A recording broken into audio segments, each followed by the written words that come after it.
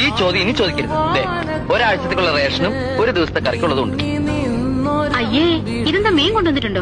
ഇവിടെ മീൻ കൊണ്ടുവരാൻ പാടില്ലെന്ന് എനിക്ക് അറിഞ്ഞൂടാ. പിന്നെന്താ ഒരു നാറ്റം? അത് ഞാൻ 2 വട്ടം മീൻ അങ്ങാടിയിൽ ചുമന്നു. Just for A change. പൈസക്ക് അമ്മ ഇതൊക്കെ വേഗം ഊണുണ്ടാക്കിയേ, ഞാൻ കുളിച്ചിട്ട് വരാം. അമ്മ ഇരിക്കണല്ലേ? ഞാൻ പിന്നെ ഉണ്ടോടാ? അത് പറ്റില്ല. ഞാൻ അധ്വാനിച്ചുണ്ടാക്കിയായിരുന്നു. ഒരു പിടിയെങ്കിലും കഴിക്കമ്മേ. നിനക്ക് എന്താ പറ്റുന്നുള്ളേ? അമ്മ കഴിക്കേ.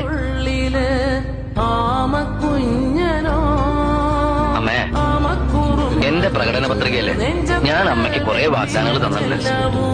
വലിയ വീടും കാറും അങ്ങനെ പലതും. എന്താ എല്ലാം ശരിയായോ? ഇല്ലമ്മേ, അതൊന്നും എന്നെ കൊണ്ട് സാധിക്കില്ല. എനിക്കൊന്നും വേണ്ട ഉണ്ണിയെ. നിന്നെ ഈ കടക്കാരിട്ട് ഓടിക്കണത് കാണാതിരുന്നാ മതി. ഇനി ആരെ കൊണ്ട് ഒരു ശല്യം ഉണ്ടാവില്ല. എല്ലാം അവസാനിപ്പിക്കാൻ ഞാനൊരു കൂട്ടം ചെയ്യാൻ പോവാ. അതെന്താ? ഓക്കെ, കഴിയുമ്പോ അറിഞ്ഞാ മതി.